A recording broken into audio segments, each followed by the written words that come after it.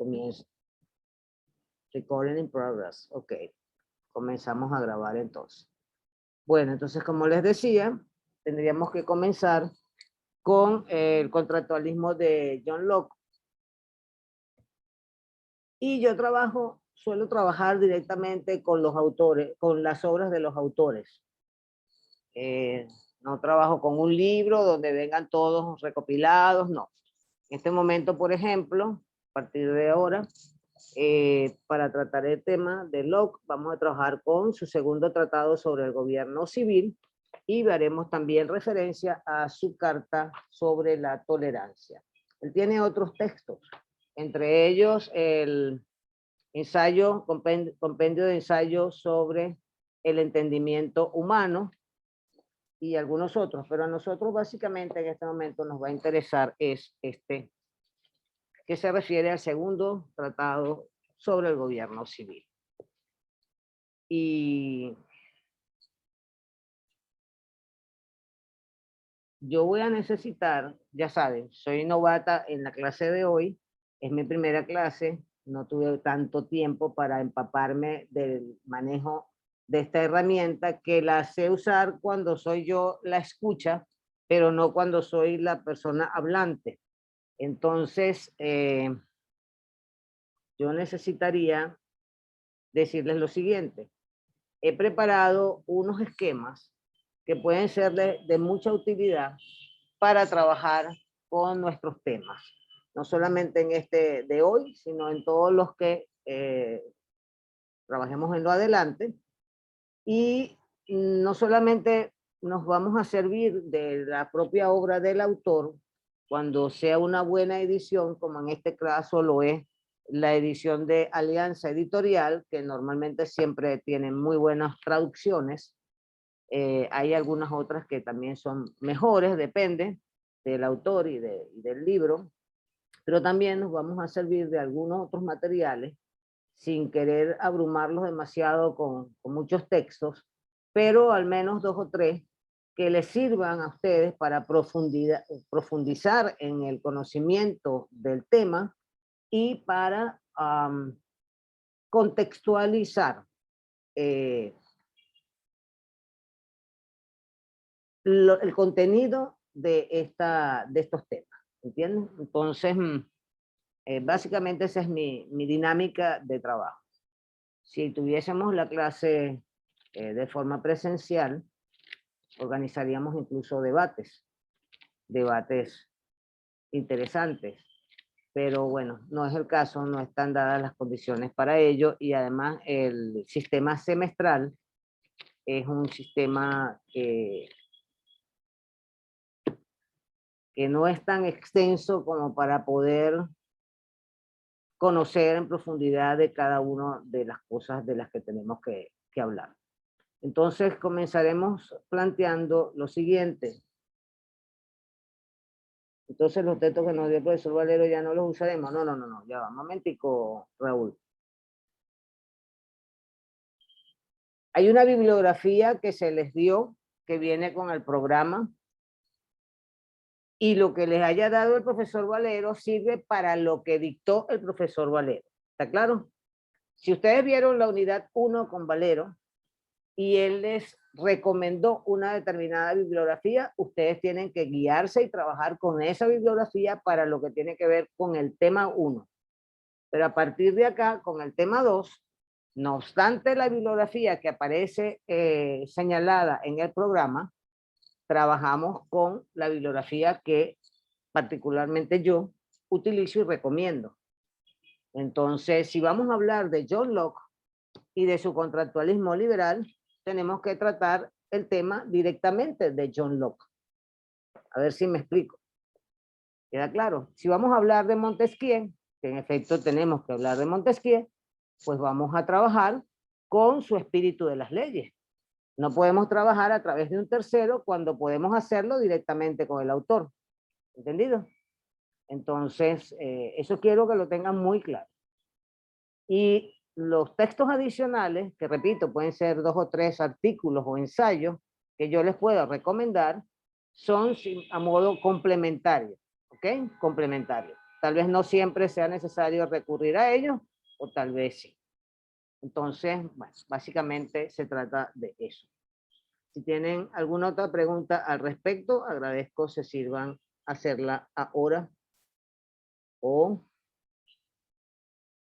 esperen hasta el final cuando haya terminado ya la clase. Por acá se conectó iPhone de Almi. Hola Almi, bienvenida. Bien, tengo un pequeño problema.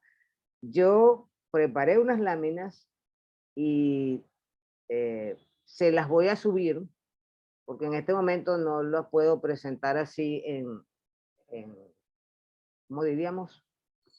Que yo voy hablando y la lámina se va viendo. No sé todavía cómo hacer eso. Profe, disculpe, Ajá, si le da el botón verde en la mitad de abajo, que dice Share Screen, ya. le da ahí y luego selecciona la pantalla donde tenga la presentación. Ok, dice... Allá va. Me está llegando gente aquí a la fiesta. Ajá, ya va, Nico. Ok, aquí aparece, un participante puede compartir a la vez, varios participantes pueden compartir de forma simultánea. Opciones avanzadas de la función compartir. Y luego aquí, ok, ya, ya vi. Muy bien. Entonces, si desea que otros escuchen los sonidos procedentes de su equipo, pero que también vean su pantalla compartida. Ok.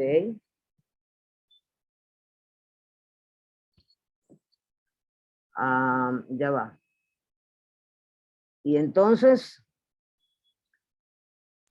después de esto, Ok, donde dice diapositivas como un fondo virtual, no.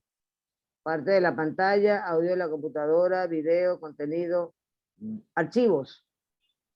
sí. Pero es que tendría que tenerlos en Dropbox o en Microsoft OneDrive o en Google Drive, en Box o en Microsoft SharePoint. Y en O este si no, momento no lo tengo. ok. O si no, si No, tienen yo la creo que es, presentación ahí. ¿Cómo? perdón, Uno a la vez, levanten la mano para hablar, por favor. Dime, Nico. Sí, que si le das Share Screen, creo que también sale la opción de varias pantallas que tengas abiertas en la computadora y le das clic directo a donde tengas la presentación, sin necesidad de que esté en algún formato en específico.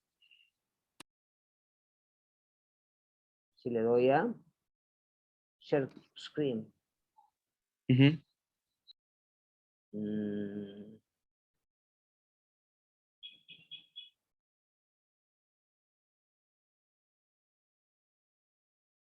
No tengo un share screen aquí. ¿Dónde está ese share screen? ¿Archivos o en avanzar? Está justo abajo donde está, por ejemplo, participantes, chat, y luego justo después de eso, Share Screen, en verde, es el botón en verde. Si lo tiene en español, compartir pantalla. Lo tengo acá, compartir pantalla. Es justo ahí donde dice Nicolás. Exacto, lo tengo acá abierto, pero entonces tengo tres opciones. Tengo tres pestañas, Basic, Avanzar y Archivos. Pero yo no he Eh, subido las láminas a archivos. Dele avanzar, a ver si le salen las pantallas.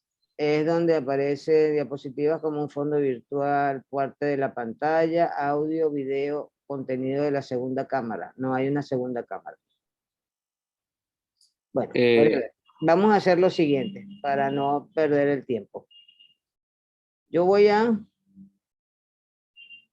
ver, yo podría, no podría. Bueno, ya va. Déjame ver esto un momento. Yo puedo reducir, yo puedo minimizar acá. Yo les ruego me disculpen. Esta es mi primera vez en esta cosa y salir de pantalla completa. Ajá. Puedo minimizar acá y ustedes me siguen escuchando perfectamente, ¿verdad? Entonces yo agarro, no se puede minimizar mientras dura la reunión. Toma. Entonces, qué pena me da con ustedes, pero es que en serio que no. Bueno, a ver. Por supuesto no me ven. ¿O sí? Cuando hago Sí, eso. sí la vemos, profe. Ah, ok. Esa es una duda que tenía. Si yo muestro... Ah, perdón. Si yo hago esto, ¿ustedes me están viendo? Claro, porque tengo la pantalla, claro, desde luego, por la camarita, exactamente. Ah, ok, muy bien. Bueno, entonces, tranquilo que yo me voy a poner ríspera en esto, pero la próxima clase va a ser una cosa alucinante, se los prometo. Hay gente en la sala de espera. Tengo que estar ocupándome de muchas cosas, necesito un asistente. A ver,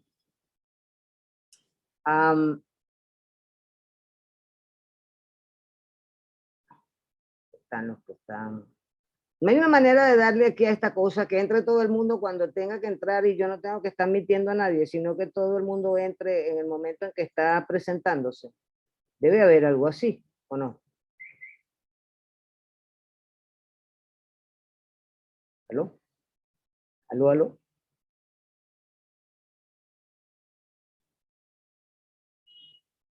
Puede cerrar la sala y no admitir a más nadie, pero a lo mejor la regla de poner 5, 10 minutos de margen, algo así, no sé, como norma general y Claro, nadie pero se pasa. como es la primera vez, Exacto. si hay una función que permite eso, es que yo sé que la hay porque en algún momento la vi. Se cierra la sala, creo, pero también tendría que averiguar. Ahora mismo no la sé.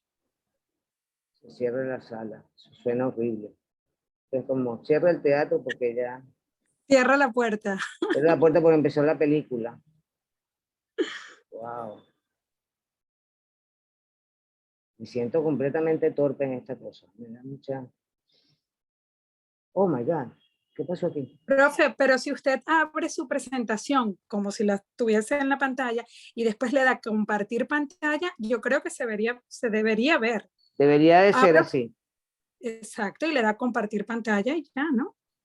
Uh-huh. O que le mande a alguien la presentación y autorice a esa persona a que pueda compartir. Yo qué sé, una opción. Bueno, a la delegada, ¿no? exacto. Vamos a hacer algo más simpático. Yo les monto, yo les subo las láminas luego a la plataforma de módulo 7, ¿de acuerdo? Y ustedes entonces ya repasan. Okay. Entonces, vamos a comenzar. Tenemos que hablar entonces del amigo John Locke.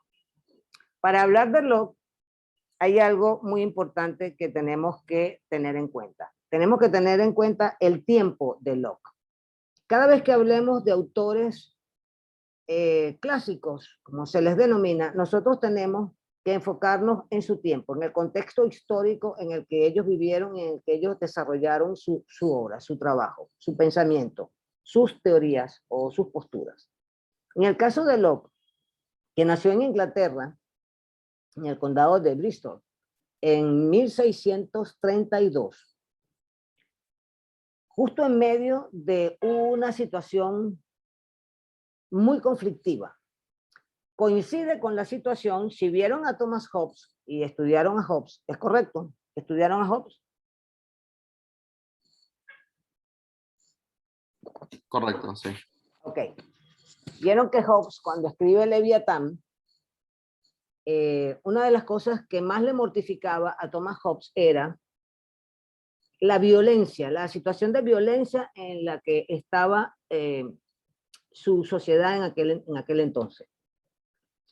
Es lo que lo lleva a él a hacer ese análisis tan importante acerca de lo que es el fundamento del modelo jus naturalista.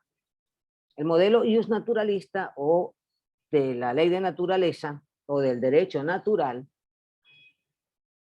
de acuerdo con Hobbes, que es, digamos que el precursor del naturalismo, se trata de una dicotomía en donde hay un estado de naturaleza en contraposición a la sociedad civil. Muy bien. En el caso de John Locke, la dicotomía se convierte en un trinomio. ¿Y en qué consiste? Estado de naturaleza, estado de guerra y sociedad civil. Mientras que para Hobbes, el estado de naturaleza es aquel en donde el hombre se convierte en un lobo para el hombre, porque es una situación de guerra, en donde la vida se hace desde todo punto de vista imposible, porque hay un interés de cada quien de lograr la gloria, de tener las riquezas, de llegar a tener mayor poder sobre los demás, es en definitiva lo que constituiría el estado, el estado absolutista. Entonces, en el caso de John Locke, se plantea lo siguiente: ese estado prepolítico, porque, ojo, una cosa muy importante que tengo que decirles, ese estado de naturaleza, según lo vio Hobbes y según lo ve John Locke, no es un estado que en efecto existiera.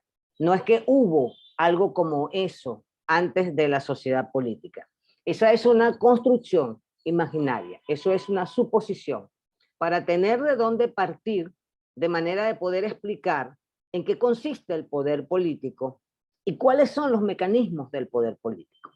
Entonces, en ese estado de naturaleza, que según Hobbes era un estado de guerra y que era necesario entonces llegar a una convención, a un contrato, a un pacto social para poder corregir todas las fallas que tenía ese estado de naturaleza. En el caso de John Locke, ese estado de naturaleza tiene una particularidad distinta de la que señala Thomas Hobbes. ¿Cuáles son? Para Locke, fíjense ustedes lo que él dice acerca de ese estado de naturaleza. Dice que es un estado de perfecta libertad para que cada uno ordene sus acciones y disponga de posesiones y personas como juzgue oportuno, dentro de los límites de la ley de naturaleza, sin pedir permiso ni depender de la voluntad de ningún otro hombre. Entonces, para Locke, tan diferente que para Hobbes, en ese estado de naturaleza hay total libertad, pero hay libertad que se rige por la ley de la naturaleza, que no es otra más que la razón. A Locke le parece que en ese estado, en esa situación prepolítica o antipolítica, el individuo se rige por su recta razón. Y con base en esa recta razón es que va a actuar, es que procede a todo aquello que necesita para mantenerse, para mantener a su familia. No estamos hablando de sociedades bien constituidas, sino todo lo contrario. Eso tienen que tenerlo claro. Imagínense algo donde no existe absolutamente ningún tipo de estructura de nada. Es el individuo con toda su libertad y además en igualdad de condiciones. Porque esto también es otra de las características del estado de naturaleza según John Locke. Es también un estado de igualdad en el que todo poder y jurisdicción son recíprocos y donde nadie los disfruta en mayor medida que los demás. Entonces, ¿qué significa esto? Significa cuando te dice que ningún individuo le tiene que pedir permiso a otro para hacer lo que tenga que hacer, sea lo que sea, significa que cada quien es dueño y señor de sí mismo. En el estado de igualdad no hay ningún poder, ninguna autoridad que sea superior, que sea común y superior, que pueda dirigir a unos y a otros, que pueda imponerse sobre la voluntad de todos los que están allí. Nadie tiene más derecho que cualquier otra de los individuos que están en esa situación de naturaleza. Pero ese estado de libertad, apunta Locke, no es un estado de libertad arbitraria, no es una situación en la que puedo hacer con esa libertad lo que me plazca, incluso si eso supone un daño para los demás. Exactamente todo lo contrario, tengo que ser responsable, asúmelo, que las personas deben ser responsables de esa libertad y que tienen que establecerse que a través de esa libertad no puedo ni dañar a otra persona, ni dañar sus bienes, ni invadir lo que es suyo o lo que esa persona ha tomado de la naturaleza para servirse de ella y sobrevivir. Esa es básicamente las dos principales condiciones del estado de naturaleza que establece John Locke. Eso por un lado. Por otro lado, el poder político es el derecho de dictar leyes. En eso consiste para Locke el poder político. El derecho de dictar leyes bajo pena de muerte y en consecuencia también se pueden dictar otras, pero de menor gravedad, a fin de regular y preservar la propiedad. Para John Locke, la propiedad tiene un valor esencial. Y él entiende por propiedad, digamos en un sentido amplio, no solamente los bienes propiamente dichos, sino también la vida y la libertad. Eso forma parte del concepto de propiedad en general de John Locke. Es por otra parte, a través de ese poder político, cómo se puede defender al Estado frente a las posibles injurias o eventuales invasiones extranjeras. Y todo esto se tiene que hacer en aras del bien público, en aras de la comunidad. Pero eso es una vez, perdón, que el poder político se haya establecido como consecuencia de ese pacto al que ha hecho antes referencia Thomas Hobbes y que en el caso de John Locke tiene otras características. En el caso del modelo naturalista, repito, hay un Estado que es no político o es antipolítico. Entre el estado de naturaleza y el estado político hay una contraposición, porque el estado político es el que va a corregir las fallas que hay en el estado de naturaleza. De acuerdo con Norberto Bobbio, esta es la función que tendría, digámoslo así, ese estado político que surgirá más adelante. En el estado de naturaleza, los elementos que lo constituyen, es decir, los individuos que están en él, en primer lugar son individuos singulares, no asociados, es decir, personas individuales, consideradas individualmente, aunque sí asociables. ¿Por qué sí asociables? Bueno, porque se puede considerar también la posibilidad de que se asocien o de que vengan asociadas a través de familias. Han formado familias y ya cuando ha habido una familia, esa es una estructura ya asociada. Luego, estos individuos son libres y son iguales, unos con respecto a los otros. De manera que el estado de naturaleza siempre es un estado en el que reinan la libertad y la igualdad.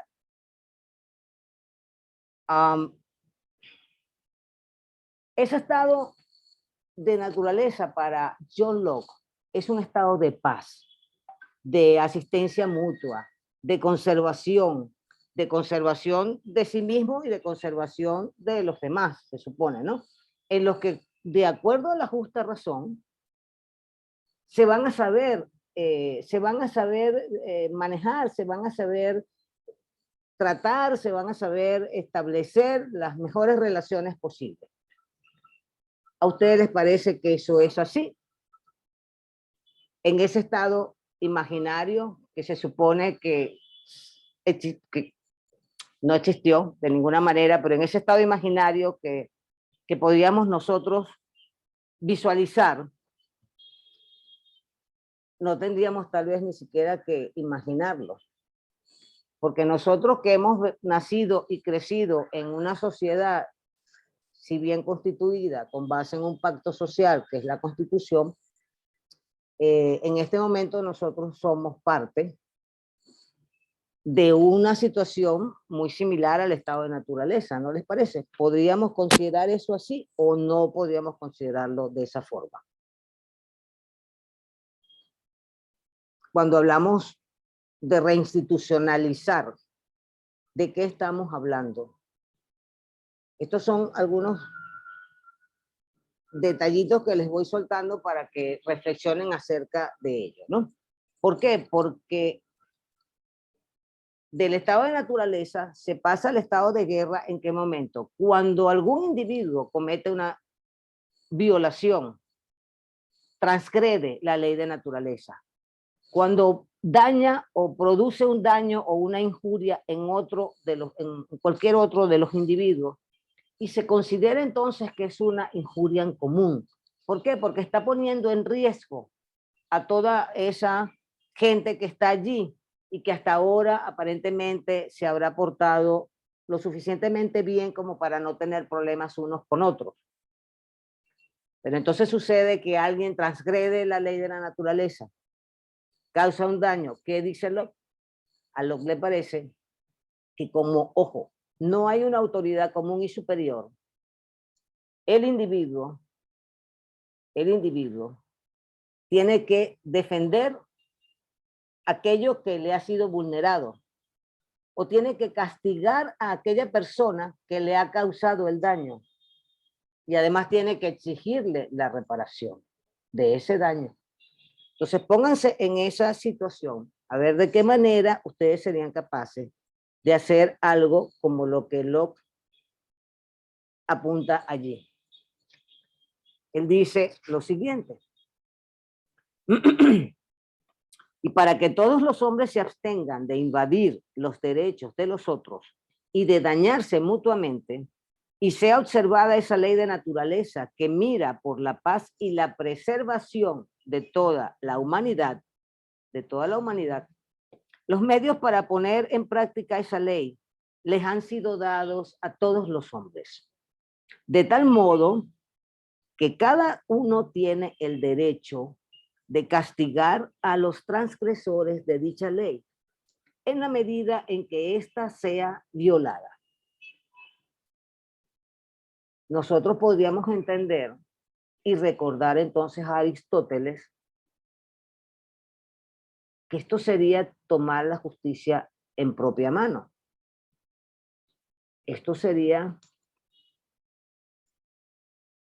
ajustar cuentas con aquel que vulneró nuestro derecho.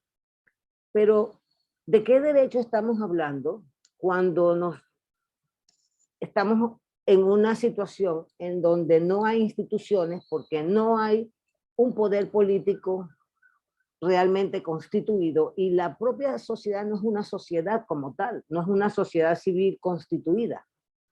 Entonces, ¿de qué derechos estamos hablando?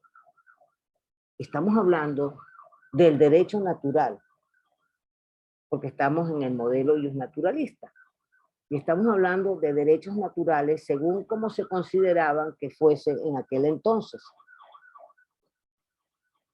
Y dice en este sentido, pues la ley natural, igual que todas las demás leyes que afectan a los hombres en este mundo, sería vana si no hubiese nadie que en el estado natural tuviese el poder de ejecutar dicha ley, protegiendo al inocente y poniéndole coto al ofensor. Y si en el estado natural cualquier persona puede castigar a otra por el mal que ha hecho, todos pueden hacer lo mismo. De manera que si Pedro dañó a Juan, Juan tiene todo el derecho de castigar a Pedro.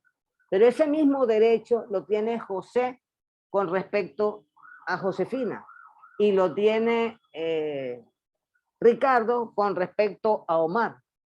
Todos tienen ese mismo derecho. No hay ninguno que tenga por encima del otro más o menos, o que tenga por encima del otro más derecho. No hay ninguno. Todos están en igualdad de condiciones, incluso para hacer esto que dice acá Locke, que es castigar a aquel que produjo un daño. Pues en ese estado de perfecta igualdad, en el que no hay superioridad ni jurisdicción de uno sobre otro, cualquier cosa que uno pueda hacer para que se cumpla esa ley será algo que todos los demás tendrán también el mismo derecho de hacer.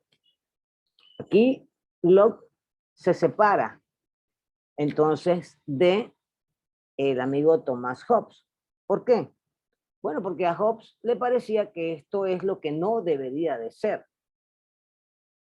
porque esto es lo que genera el conflicto y se hace violento y se hace destructivo. Bien, pero desde este punto de vista, en donde acá se genera el conflicto, dice Locke, agrega lo siguiente, que ese poder de cada uno sobre cada uno para castigar el daño del que ha sido víctima, no es un poder absoluto, no es un poder arbitrario que permita que la persona ofendida pueda excederse en la reclamación o en la imposición del castigo o en la manera de castigar al otro.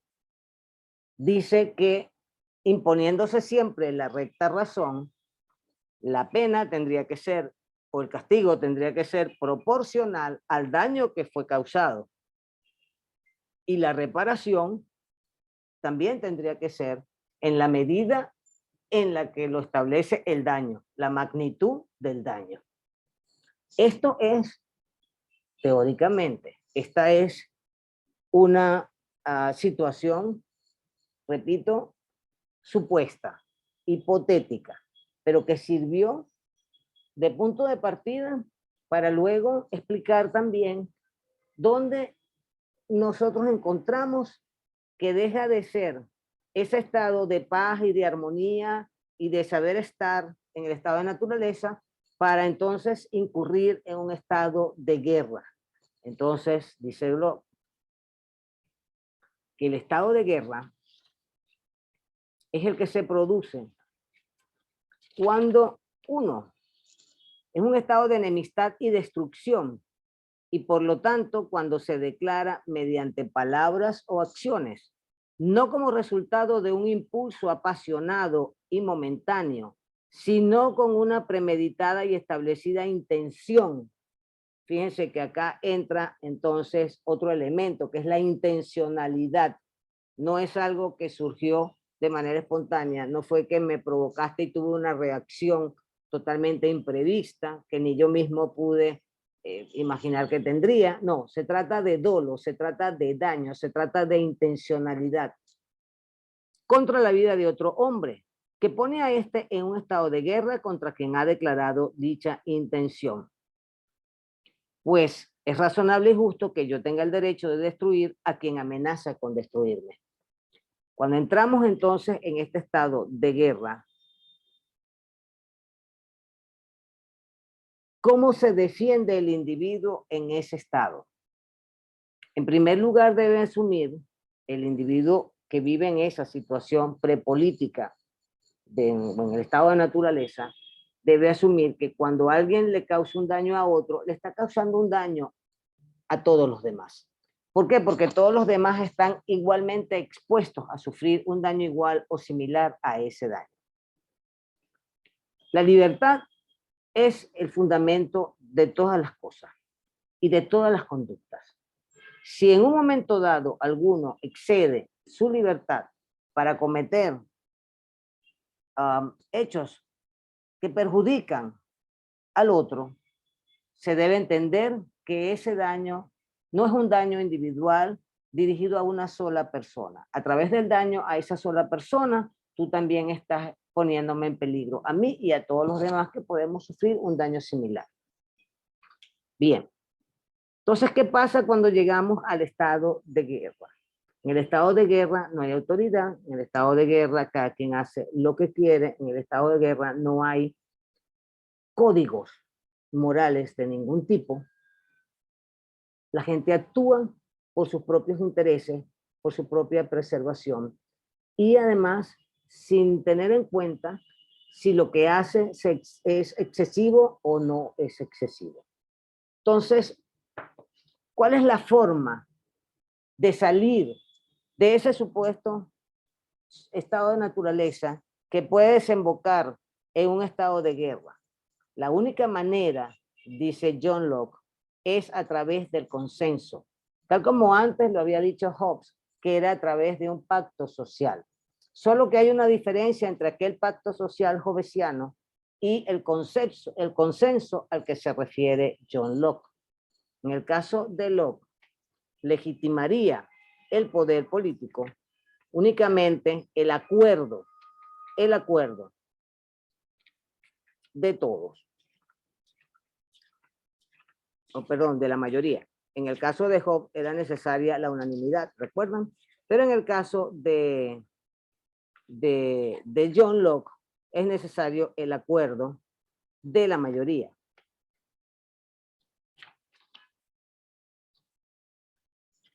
En este sentido, se dice que el Estado se origina mediante un poder que establece cuál es el castigo que corresponde a las diferentes transgresiones de aquellos que entre los miembros de una sociedad piensan que merece la pena cometerlas. Este es el poder de hacer leyes. Y a él debe añadirse el poder de castigar cualquier daño que se le haga a un miembro de la sociedad, cometido por alguien que no pertenece a ella.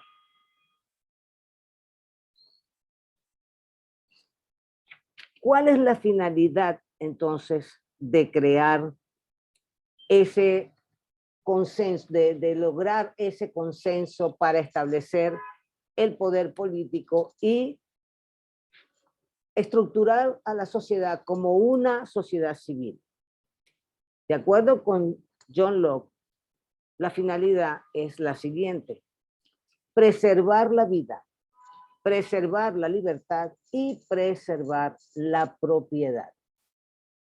Básicamente, esa es la finalidad de la sociedad civil y del poder político que se necesita para sostener esa sociedad civil y mantener a las personas, mantener a los individuos limitados en sus acciones, en el sentido no de coartar su libertad, sino simplemente de evitar que causen daño a otros y que en caso de que se lo causen, haya una autoridad, haya un poder superior, común, al que todos obedezcan, que sea el que establezca el orden en esa sociedad que se ha constituido.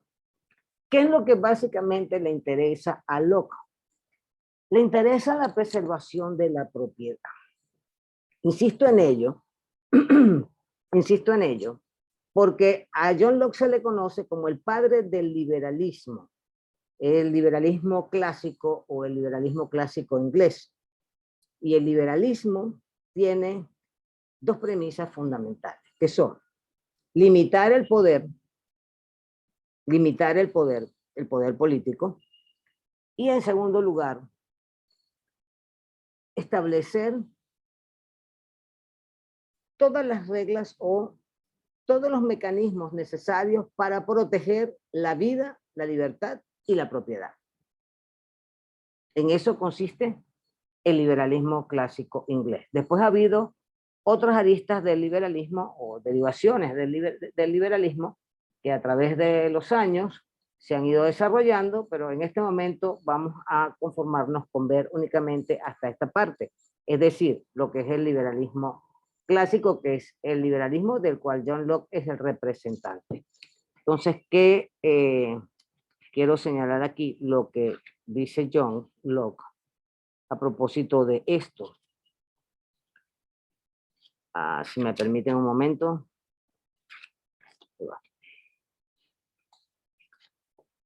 Él habla: al ser los hombres todos libres por naturaleza, iguales e independientes, ninguno puede ser sacado de esa condición, es decir, de la condición del estado de naturaleza, y puesto bajo poder político de otro sin su propio consentimiento. El único modo en que alguien se priva a sí mismo de su libertad natural y se somete a las ataduras de la sociedad civil es mediante un acuerdo con otros hombres, según el cual todos se unen formando una comunidad a fin de convivir los unos con los otros de una manera confortable, segura y pacífica, disfrutando sin riesgo de sus propiedades respectivas y mejor protegidos frente a quienes no forman parte de dicha comunidad. ¿Quiénes no formarían parte de dicha comunidad? Los extranjeros, por ejemplo. Había mucho temor de la invasión extranjera.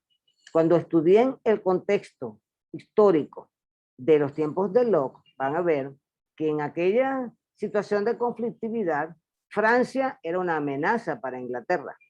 España era una amenaza para Inglaterra, aunque llegó el momento en que la Armada Española fue vencida por los ingleses. Holanda era una competencia feroz respecto a Inglaterra, que estaba bastante más atrás de Holanda en cuestiones económicas. Entonces, cualesquiera de esos otros que no forman parte de esa comunidad son siempre una amenaza latente. Y frente a ellos hay que encontrar los mecanismos de protección. Así, cuando un grupo de hombres ha consentido formar una comunidad o gobierno, quedan con ello incorporados a un cuerpo político, sería entonces esa sociedad civil, en el que la mayoría tiene el derecho de actuar y decidir en nombre de todos. Acá ya cambian las cosas, ya no es como lo estableció Thomas Hobbes, que hablaba de unanimidad. Aquí se trata de la mayoría. La mayoría, a través del consenso, legitima la creación de ese poder político, porque ellos van a renunciar a su libertad natural para darle entonces, conferirle a un tercero ese poder político que les va a permitir vivir en comunidad con mayor protección. Así cada uno está obligado por consentimiento a someterse al parecer de la mayoría. John Locke, siendo uno de los principales naturalistas también, es uno de los principales representantes también del contractualismo. ¿Por qué? Porque al igual que Hobbes, él fundamenta su tesis sobre la base de un consenso o de un pacto social o de un contrato social, como luego también veremos que lo hace Juan Jacobo Rousseau en su contrato social. Pero cada uno de estos pensadores, fíjense cómo lo enfocan cada uno desde puntos de vista diferentes y con base en elementos que también se diferencian mucho o poco de lo que cada uno de ellos plantea. Entonces, la capacidad decisoria que tiene el poder político, el poder de esa persona o de ese tercero, ya sea monarca, ya sea una asamblea de individuos, ya sea de cualquier otra forma de gobierno, ese poder decisorio, lo respetan todos los demás, porque por mayoría decidieron que así sería.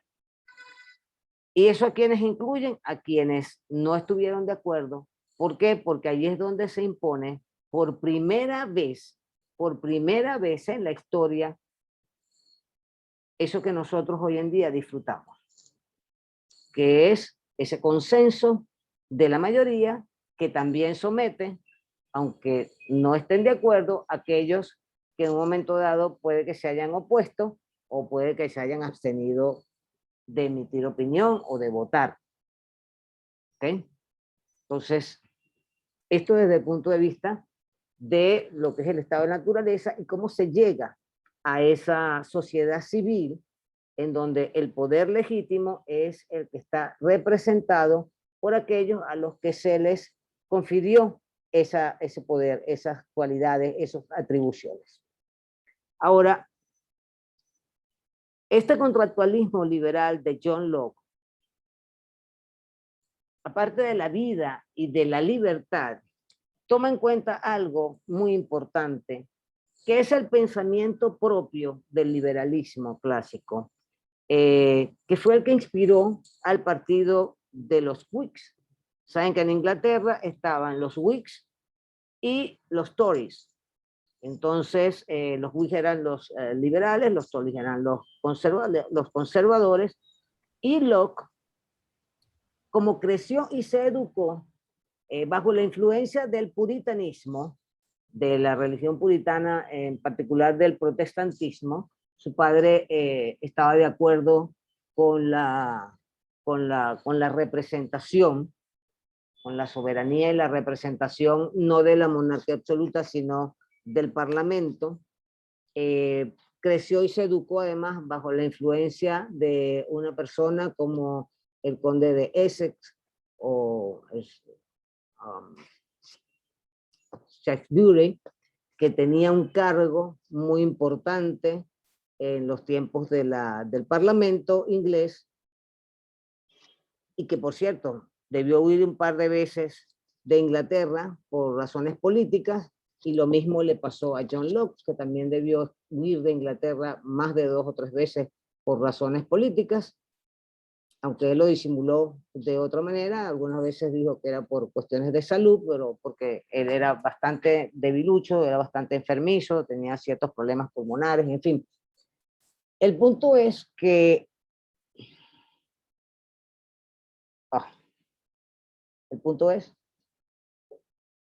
John basa su pensamiento en el derecho a la propiedad y le da la mayor importancia a este aspecto. ¿En qué sentido? Para John Locke, tal vez lo vieron en Weber, me parece que repasaron o que vieron, que estudiaron algo de Max Weber. No sé si leyeron, ¿qué vieron de Max Weber? Si me pueden decir, por favor. Aparte de la legitimidad del poder, habrán visto por casualidad,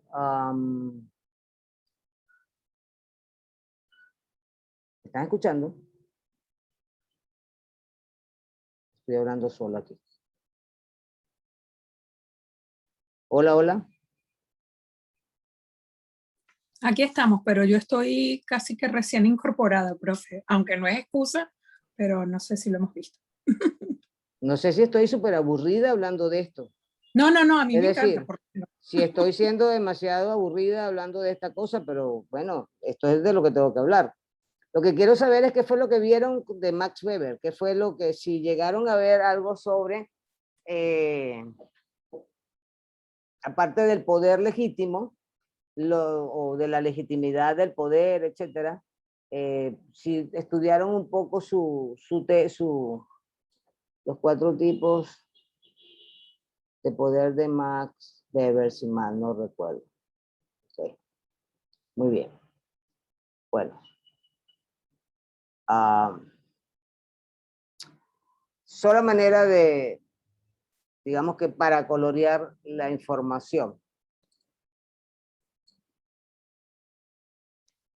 A diferencia del catolicismo, el protestantismo tiene una tesis acerca del trabajo, del valor de la propiedad, de los bienes, etcétera, en la que se impone, por ejemplo, la importancia de la propiedad en cuanto a riqueza, en cuanto a medios de capital, mientras la Iglesia promueve la justicia social y una idea como la que aparece en la Biblia, bienaventurados los pobres.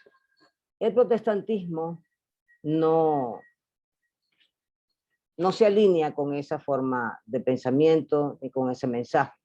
El protestantismo se alinea más bien con una idea de ayúdate, que Dios te ayudará. Es decir, busca por ti mismo tus maneras de trabajar, de sobrevivir, de salir adelante.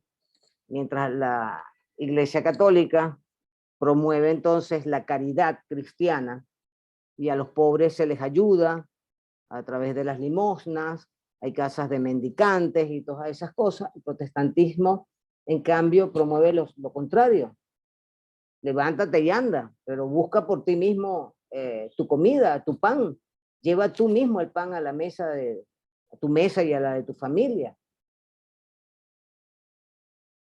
Es una... Cosa que a mí me parece, perdón, Sí, dígalo. no, que a mí me pareció muy legítimo, porque realmente es hacer responsable a cada individuo de su progreso, de su desarrollo en pro o en contra, o sea, pero eres responsable.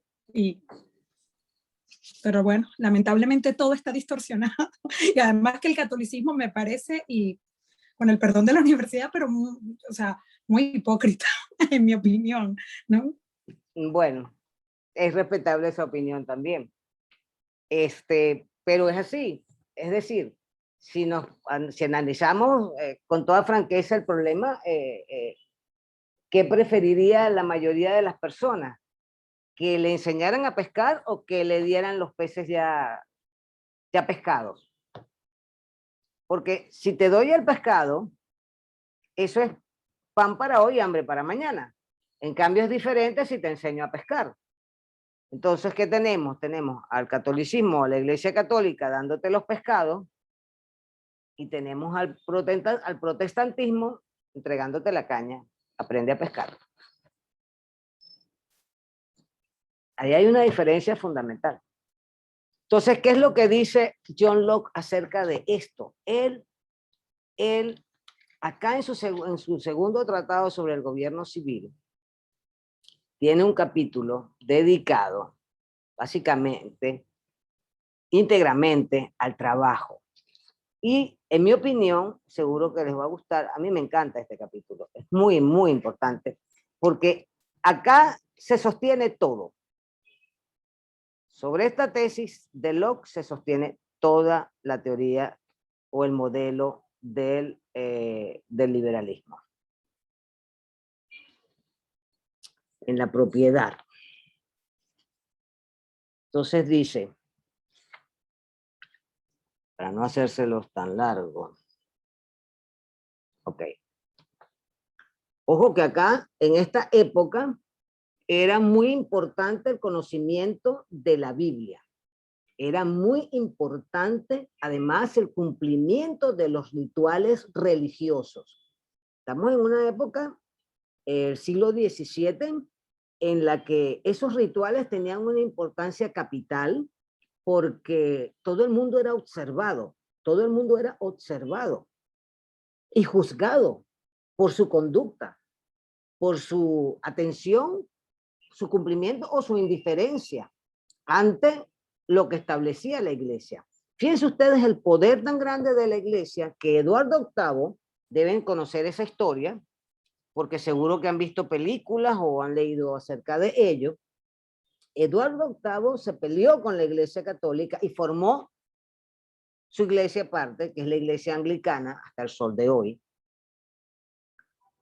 porque la iglesia católica se opuso a anular su matrimonio con Ana Bolena. Y él quería desesperadamente divorciarse, que le anularan ese matrimonio, así como tantos otros que también quería que le anularan y no le anularon. Bueno, tenía problemas, él era el que decapitaba a sus mujeres, las mataba, en fin, toda la historia. El punto es que la iglesia tenía un poder tan grande, que se equiparaba al poder del Estado. No había separación entre la iglesia y el Estado. Eran dos pilares de la sociedad de aquel entonces, dos grandes pilares.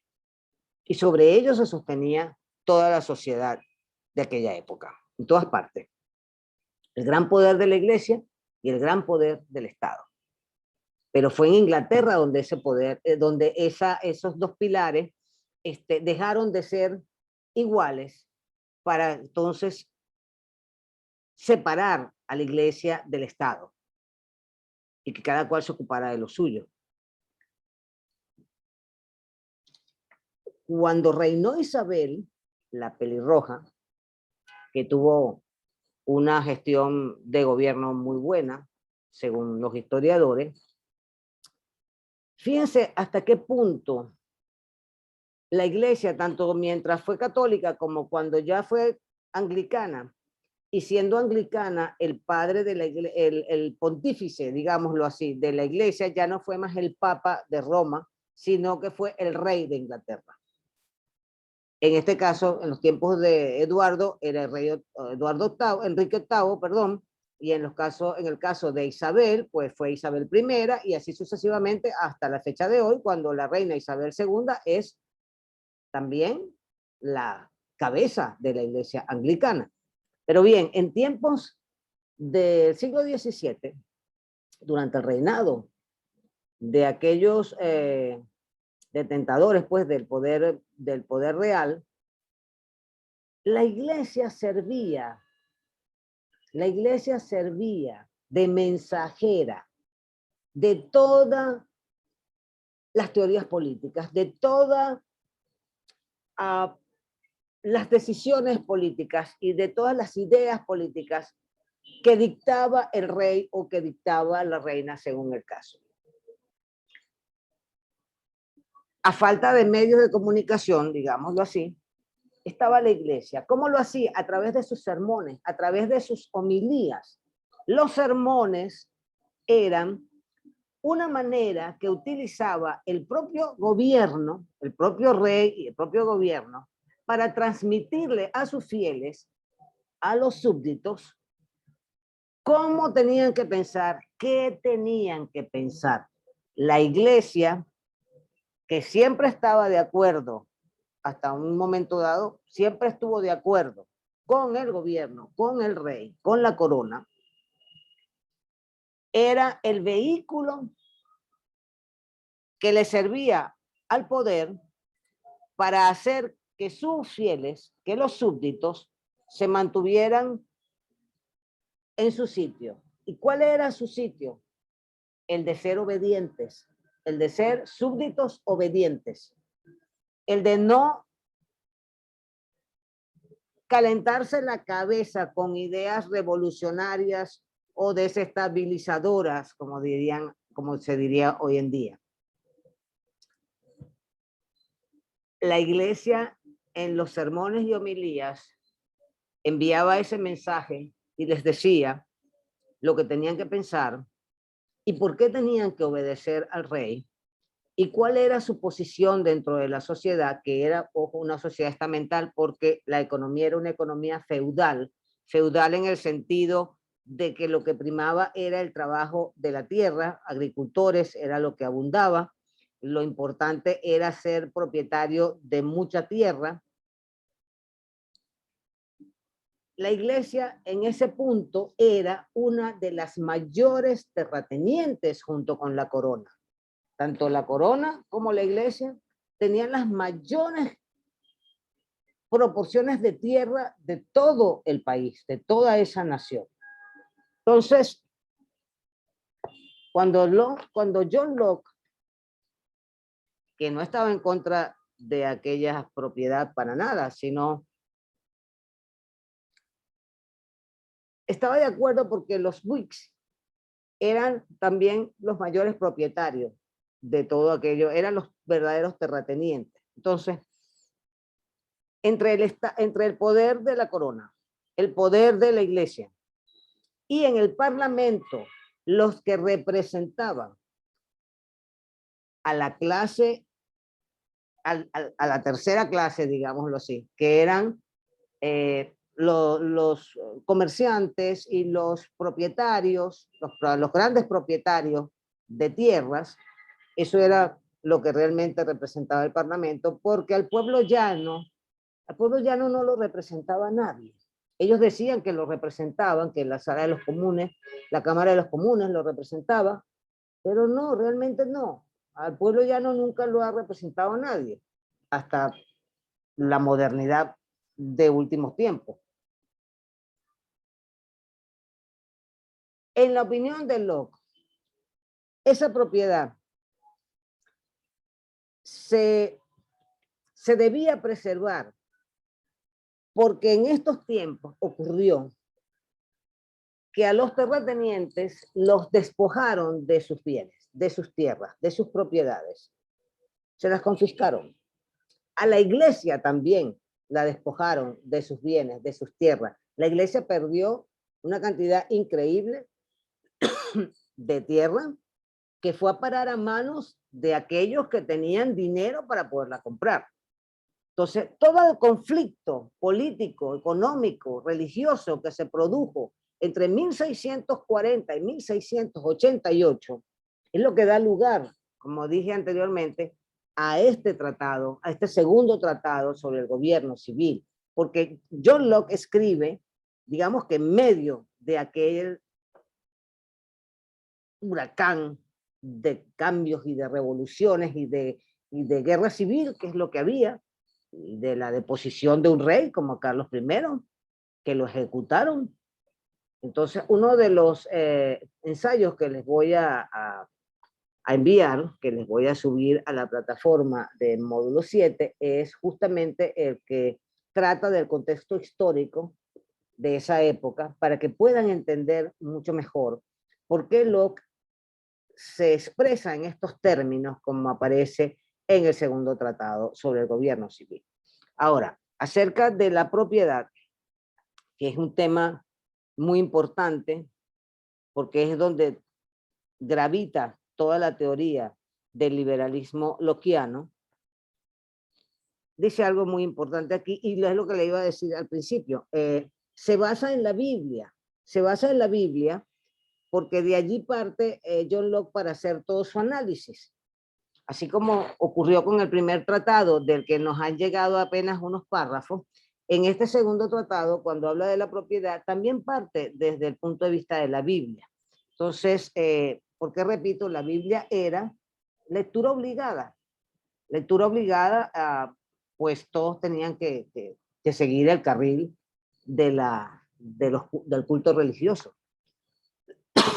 Ahí dice, Dios que ha dado en común el mundo a los hombres, Dios que ha dado en común, y quiero que pongan cuidado en el adjetivo común, también les ha dado la razón, a fin de que hagan uso de ella para conseguir mayor beneficio de la vida y mayores ventajas. La tierra y todo lo que hay en ella le fueron dados al hombre para soporte y comodidad de su existencia. Y aunque todos los frutos que la tierra produce naturalmente, así como las bestias que de ellos se alimentan, pertenecen a la humanidad comunitariamente, al ser productos espontáneos de la naturaleza, y aunque nadie tiene originalmente un exclusivo dominio privado, un exclusivo dominio privado sobre ninguna de estas cosas, tal y como son dadas en el estado natural, ocurre, sin embargo, que como dichos bienes están ahí para uso de los hombres, tiene que haber necesariamente algún medio de apropiárselos antes de que puedan ser utilizados de algún modo o resulten beneficiosos para algún hombre en particular. Los bienes están allí y son de todos. La naturaleza es ancha y ajena. Dios ha provisto que todos tengamos acceso a los bienes que están en la naturaleza. ¿Y cuáles son? A los recursos naturales. Lo siento. A los recursos naturales. Y en ese estado de naturaleza primigenio, en ese estado prepolítico, esos recursos naturales no son de nadie porque son de todos. Comunitariamente, son comunes a todos. Si a usted le provocó comerse un mango, usted va hasta donde está la mata de mango y se come todos los mangos que a usted logre saciar su hambre. La condición que pone Locke es una. Utiliza aquello que necesites para tu subsistencia. Y recuerda dejarle a los demás lo que tú no necesites. Ese es un principio muy, muy importante en esta teoría de John Locke. Pero vamos a seguir antes de llegar allí. Discúlpeme, pero voy a apagar la luz porque me está pegando en la vista. Ok. Entonces dice, El fruto o la carne de venado que alimentan al indio salvaje, el cual no ha oído hablar de cotos de caza y es todavía un usuario de la tierra en común con los demás, tienen que ser suyos. Y tan suyos, es decir, tan parte de sí mismo, que ningún otro podrá tener derecho a ellos antes de que su propietario haya derivado de ellos algún beneficio que dé sustento a su vida. ¿Y cómo va a ser posible que alguien pueda tener acceso a esos recursos y hacerlos suyos? A través del trabajo. A través del trabajo. Entonces dice acá,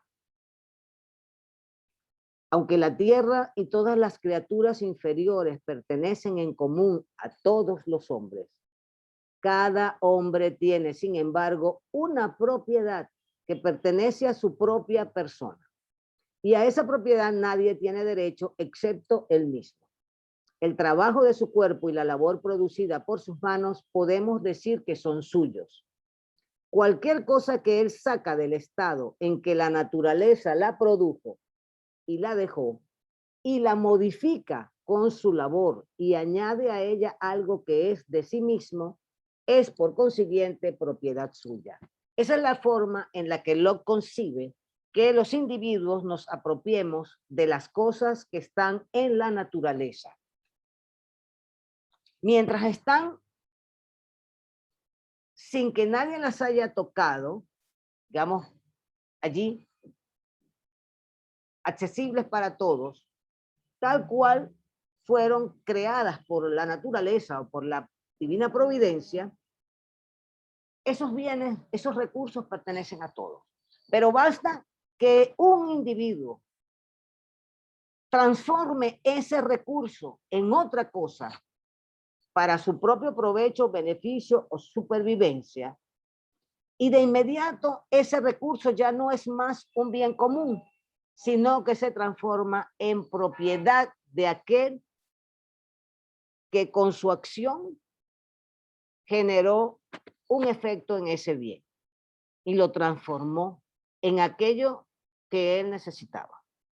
Es a través del trabajo como las personas logran apropiarse de los recursos comunes, naturales comunes, y convertirlos en suyos propios.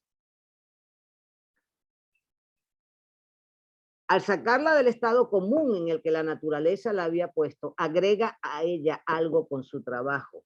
Y ello hace que no tengan ya derecho a ella los demás hombres.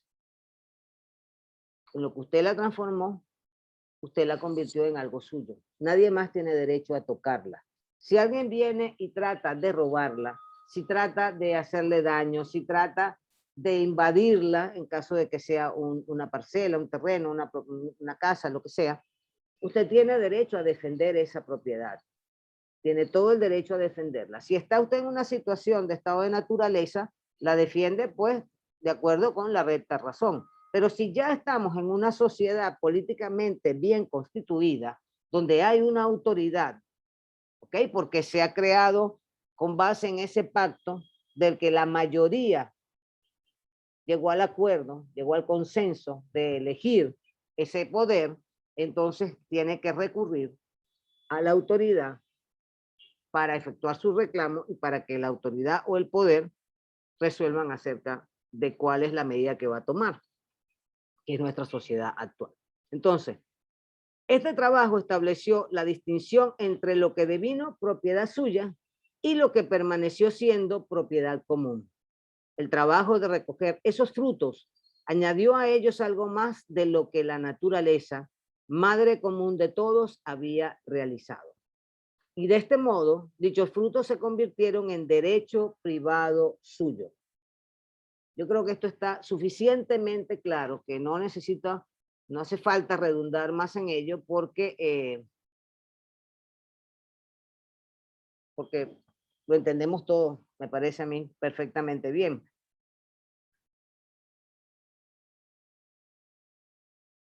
La condición que pone Locke es que nosotros nos sirvamos, o que los individuos pues, de esa sociedad se sirvan de estos recursos comunes y los transformen sin acaparar una cantidad mayor de aquellas que necesitamos, sino que sea únicamente lo que nos hace falta para sobrevivir, lo que nos hace falta para alimentarnos y para sostenernos. Y es ahí donde hemos fallado. Es justamente allí donde la humanidad ha fallado. ¿Por Profe, qué? disculpe, Diga. se le cortó una parte. Estaba diciendo lo de recursos sin acaparar, no le oí. Ah, perdón. ¿Será que me moví mucho?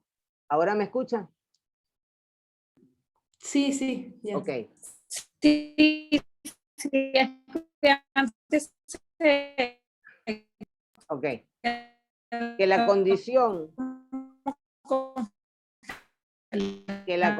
apaguen los micrófonos porque si no se confunde la cuestión. Que la condición que pone Locke, en este caso, de tomar un recurso de la naturaleza, transformarlo a través del trabajo, es que no nos excedamos en lo que vamos a tomar de la naturaleza, que no seamos avaros, que no seamos excesivamente acaparadores de aquello que no necesitamos, que tomemos únicamente lo que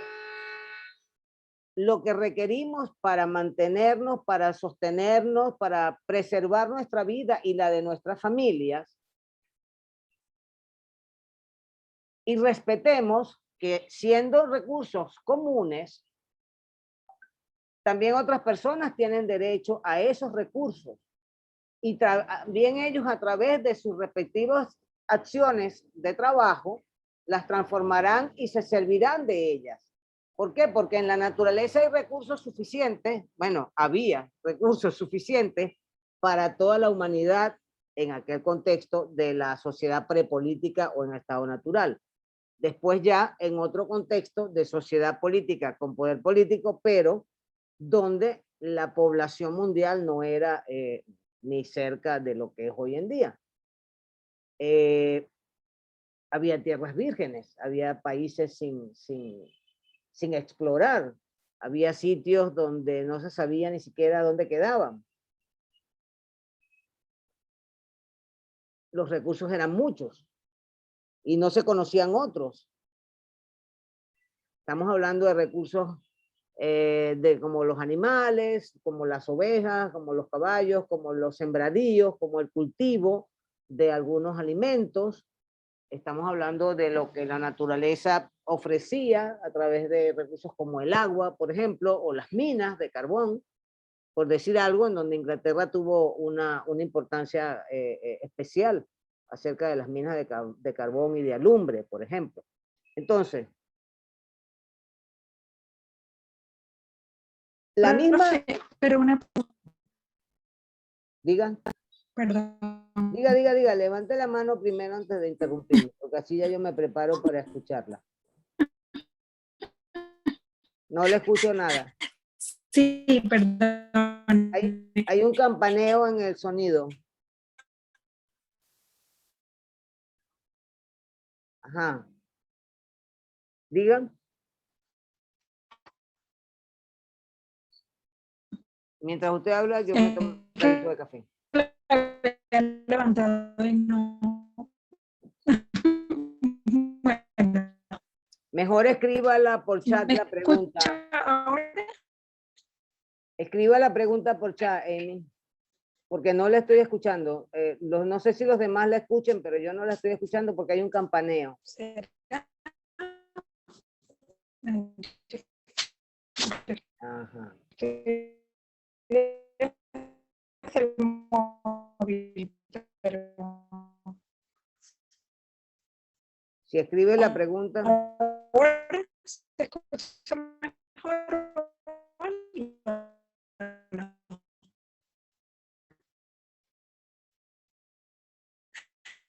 Bueno, mientras usted escribe la pregunta, yo continúo acá. Por ejemplo, Para aprovechar el tiempo. No se escucha.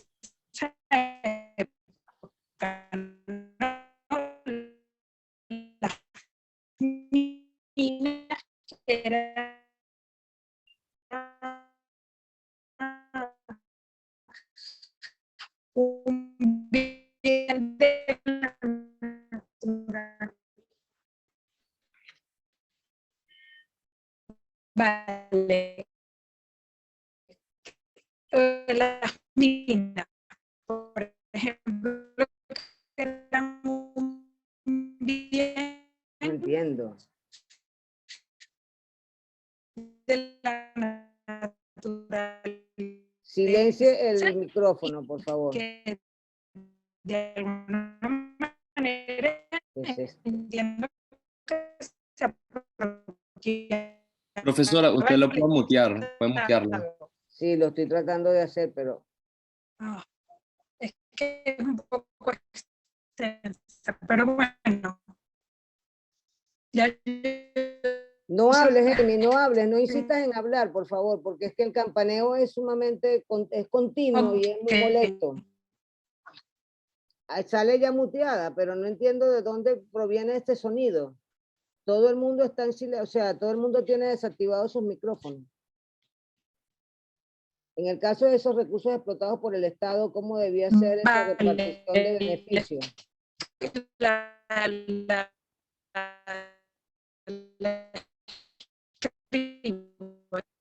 Entonces, En el caso de esos recursos explotados por el Estado, ¿cómo debía ser esa repartición de beneficios? Bueno, fíjese una cosa, en aquel momento, en aquel entonces, el Estado, siendo dueño de cantidad increíble de tierras, las explotaba a través del vasallaje. Es que hay una diferencia muy grande entre cómo se manejaba la economía en aquel entonces de cómo se maneja hoy en día. Se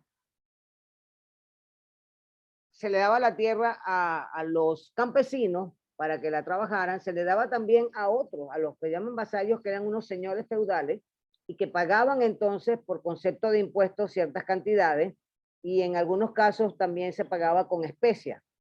Entonces, usted preguntó cómo debía ser esa repartición de beneficios. Bueno, no. La repartición no era una repartición como tal. Estamos hablando de una época feudal, de monarquía absolutista, donde todos los beneficios eran para la corona. Todos los beneficios eran para la corona y para los terratenientes. De hecho, hasta los pobres pagaban impuestos. Entonces no había ese concepto de beneficios para el pueblo llano, excepto en ciertas obras de carácter público que se hacían, como construir puentes o abrir caminos, y básicamente eso. Pero, por ejemplo, fue una época en la que se trató por todos los medios y costó muchísimo tiempo, y eso fue lo que dio lugar a las revoluciones, a la guerra civil, que la corona entendiera que estaba surgiendo una nueva clase, que no era la nobleza, que prácticamente los nobles eran unos parásitos de la corona, no trabajaban, tenían tierras y las explotaban eran otros y ellos tenían los beneficios, pero estaba surgiendo una nueva clase de propietarios entre comerciantes y artesanos, incluso también entre militares de la época, como los que dirigió Cromwell, que estaban siendo los mayores impulsores de la economía del momento, una economía que se estaba abriendo al capitalismo, aunque todavía no se conocía ese término, no existían los términos como capitalismo o como comunismo, ni nada de esas cosas. Pero iba hacia allí, iba hacia esa dirección. Y la corona, el poder político, así como buena parte de la nobleza, se resistían sobremanera, se resistían a toda costa a la apertura de esos mercados, al surgimiento de esa nueva clase propietaria, impulsora de esa economía capitalista, y eso fue lo que llevó al desenlace fatal tanto de la ejecución de Carlos I como de lo que ocurrió también en el Parlamento. El Parlamento tuvo mucho que ver y es donde John Locke influye. John Locke influye con esta teoría, o sea, la base del liberalismo, del capitalismo en surgimiento, está acá contenida en la obra de Locke. Él fue, digamos, sería como, tal vez un poco impropio decir que fue el ideólogo de aquello, pero no fue hasta tal punto el ideólogo, pero sí que sus ideas influyeron en un 70%, digámoslo así, para que los integrantes del Parlamento de la época supieran cuál era la posición que convenía adoptar. Y convenía adoptar esta, que se abría hacia lo que iba a ser luego denominado capitalismo, porque de lo que se trataba en particular era de destruir el monopolio que existía, que era muy fuerte y que estaba dominado por el Estado, por el poder de la corona y también por los principales propietarios de la nobleza. Ellos eran los que sostenían esos monopolios. El trabajo en cuestión consistía en que, perdón, trabajo en cuestión.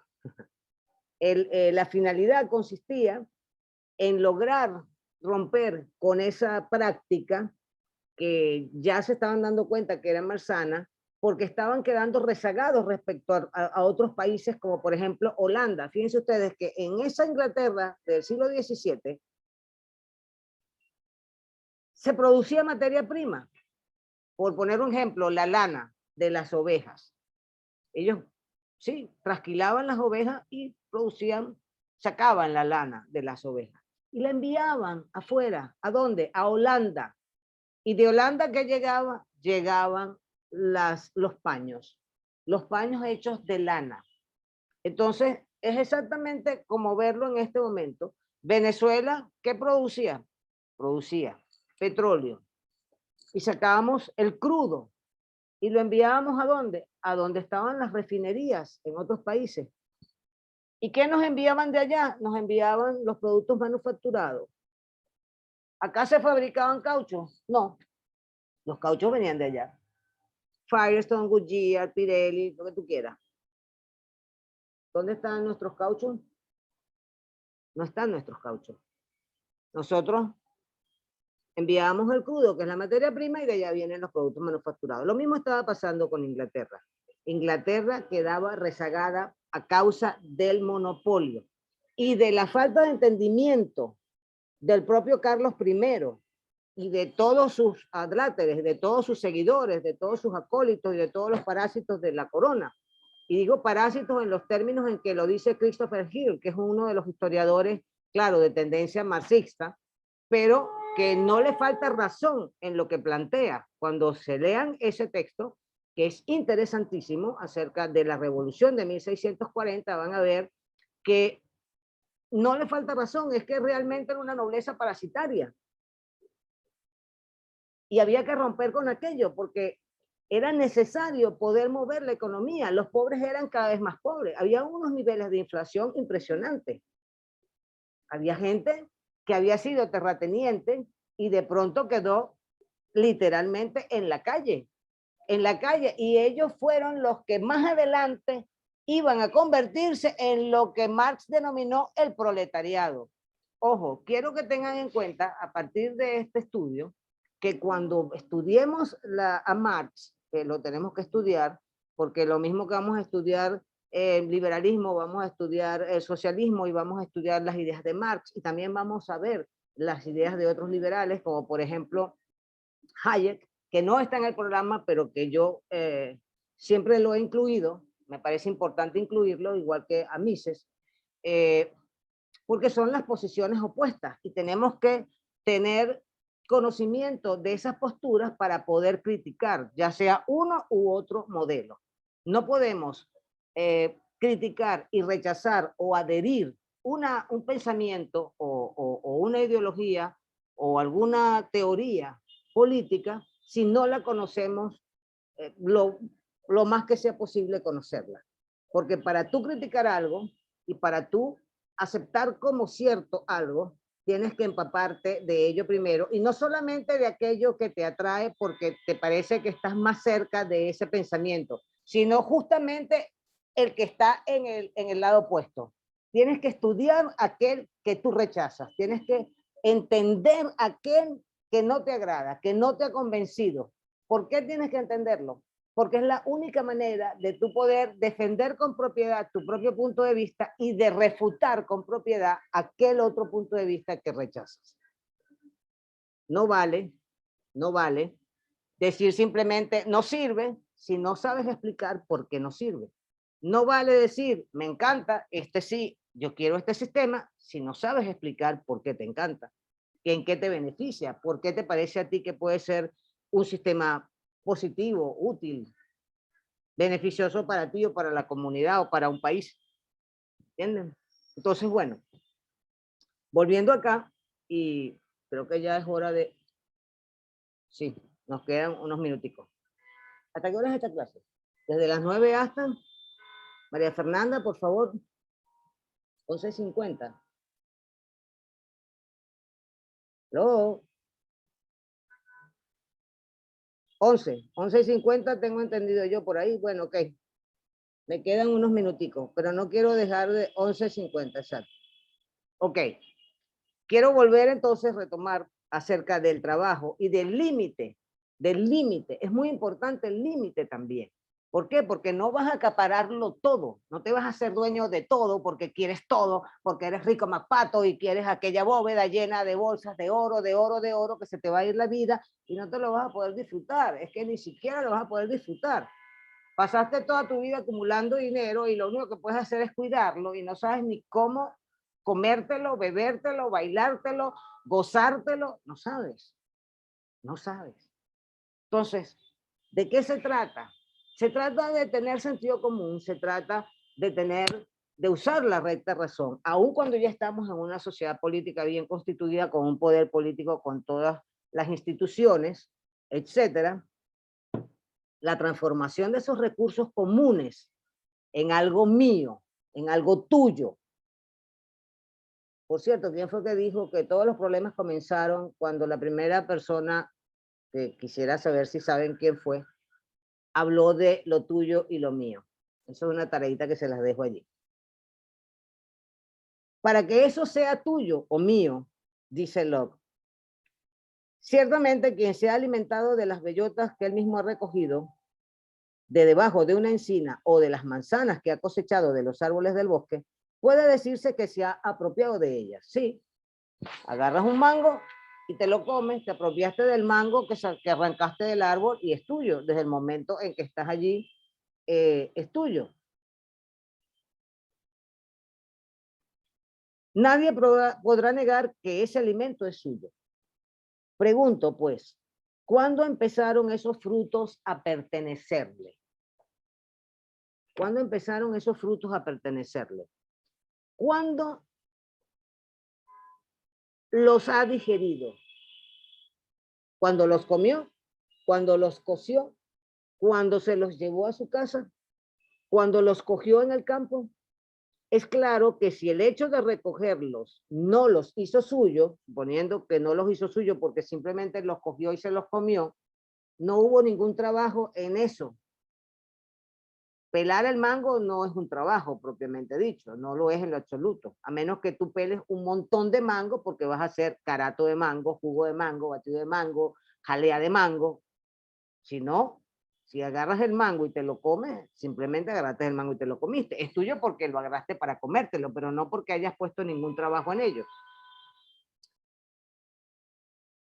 Ese trabajo estableció la distinción entre lo que devino propiedad suya y lo que permaneció siendo propiedad común. El trabajo de recoger esos frutos añadió a ellos algo más de lo que la naturaleza había realizado. Y de este modo, dichos frutos se convirtieron en derecho privado suyo. ¿Ok? El trabajo que yo realicé sacando esos productos del estado en que se encontraban, me ha establecido como propietario de ellos. Pero entonces acá es donde dice, quizá pueda objetarse a esto que si el hecho de recoger las bellotas y otros frutos de la tierra hace que tengamos derecho a ellos, entonces cualquiera podría aumentar su propiedad tanto como quisiera. Sí, cómo no, puedes aumentarla. A lo cual respondo, no es así. Pues la misma ley de naturaleza que mediante este procedimiento nos da la propiedad, también pone límites a esa propiedad. Y entonces él cita acá un versículo de la Biblia. Dios nos ha dado todas las cosas en abundancia. Es la voz de la razón confirmada por la inspiración. Pero ¿hasta dónde nos ha dado Dios esa abundancia? Hasta donde podamos disfrutarla. Todo lo que uno pueda usar para ventaja de su vida antes de que se eche a perder, será aquello de lo que le está permitido apropiarse mediante su trabajo. Más todo aquello que excede lo utilizable será de otros. Esa es la condición que establece John Locke. A este hacer nuestro o hacer suyo un bien común o un recurso común mediante el trabajo. Entonces,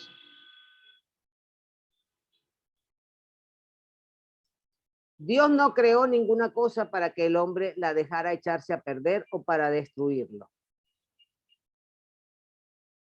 Diré que la propiedad de la tierra se adquiere también, como es obvio, del mismo modo que en el caso anterior. Toda porción de tierra que un hombre labre, plante, mejore, cultive y haga que produzca frutos para su uso, será propiedad suya.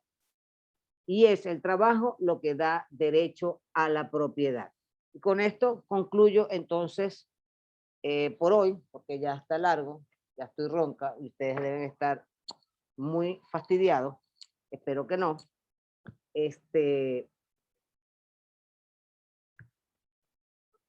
Quiero cerrar diciéndoles que John Locke tuvo, sin embargo, en su vida una etapa en la que no pensaba así como les he estado comentando hasta ahorita.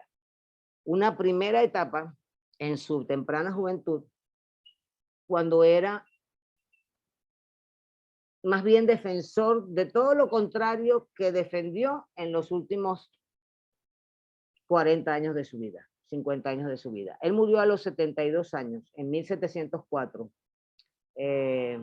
Murió en el condado de Essex, Inglaterra. Murió en casa de un extraño y lo grande de John Locke es que es una persona que cuando se dio cuenta de que estaba equivocado, tuvo el valor, porque eso se trata también de valor, tuvo el valor, la madurez para darse cuenta de su equivocación y para corregir aquella idea. Cuando se lee la carta sobre la tolerancia, que tampoco es una carta escrita o pensada y redactada de manera ingenua, no, de ninguna manera, no es una carta que tenga ningún vestigio de ingenuidad. Es una carta que se ve que es producto de muy profundas reflexiones acerca de la influencia de la religión, acerca del conflicto entre las religiones o entre ciertos cultos religiosos, como en el caso de aquella Inglaterra, entre el catolicismo y el protestantismo, el Vaticano y la Iglesia Anglicana, y dónde ubicarse, y quiénes tendrían derechos y quiénes no tendrían derechos, quiénes podrían llegar a ocupar cargos políticos y quiénes no podrían llegar a ocupar cargos políticos, porque de eso se trataba también, esas diferencias en cuanto a la religión o en cuanto al culto religioso. Los católicos tenían ciertos límites, tal como los de otras religiones también los tenían para los propios católicos. Entonces, John Locke fue un tipo admirable en cuanto a que cambió de opinión cuando consideró que debía hacerlo, cuando se dio cuenta de que los cambios que estaba proponiendo eran cambios totalmente radicales. Y es ahí la gran diferencia entre la reforma y la revolución. La revolución se hace por medios violentos. Las reformas se hacen por medios pacíficos. Se reforma después de haber pasado por una serie de pasos, de una serie de etapas en la conversación, el diálogo, los acuerdos, los cambios de opinión, los cambios de postura, las discusiones, los debates. Y esa es la función del Parlamento, parlamentar, acerca de los problemas que se ocasionan en la sociedad política bien constituida, acerca de los límites que hay que ponerle al poder político para que no se exceda, para que no abuse, para que no actúe de manera arbitraria. Y eso es lo que defiende el liberalismo clásico inglés, impulsado en primer lugar por el gran John Locke. Si hay un pensador que está vigente hasta el sol de hoy, es John Locke, porque él propuso algo que no existía en su tiempo y que no había existido nunca antes. Él propuso algo completamente nuevo, diferente, y que sirvió y sigue sirviendo hasta ahora. Sirvió para el futuro, y estando ya como estamos en el futuro respecto de aquella época de Locke, ha servido hasta ahora. Nuestros acuerdos son por mayoría. Bueno, eran, pero quiero decir, en el sentido político constitucional, son por mayoría. La Constitución es nuestro pacto social. Ese es nuestro contrato. Entonces nosotros tenemos este gran legado del pensamiento y de la obra de Locke, y de lo que él fue capaz de aportarle a su tiempo y a los tiempos venideros, a los tiempos posteriores, a los propios tiempos nuestros. Y bueno, creo que por el momento eso es todo con respecto aquí a mi tío John Locke. Espero haber hecho una buena presentación de él. Me hubiera gustado hacerla mucho mejor, pero ya saben que... Ah, fue Kant. Bueno, vamos a ver eso. Como me estaba estrenando con este mecanismo del Zoom, etcétera, pero ya más o menos creo que ya entiendo cómo va la cosa. Prometo que para la próxima será mucho mejor que ahora. Trataré de poner la pantalla, sabré cómo colocar las láminas y lo que haga falta que tenga por ahí. Gracias, muchachos. Para mí ha sido un placer. Espero que reflexionen acerca de esto, y cuando tengan preguntas o dudas, no duden entonces en, valga la redundancia, en comunicarlo. Voy a ponerle fin a esta cosa. ¿Alguna pregunta que quieran hacer en este mismo momento?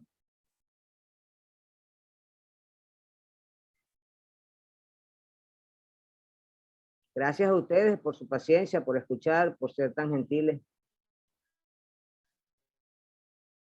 Muy bien. Entonces,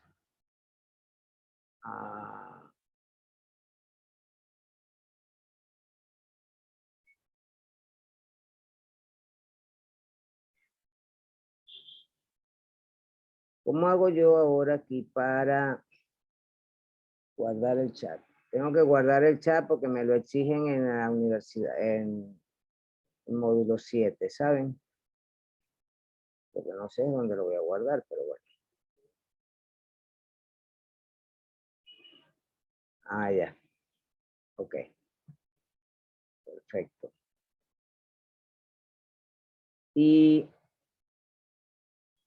como yo soy la anfitriona, creo que ustedes deben irse y yo abandono el barco de último.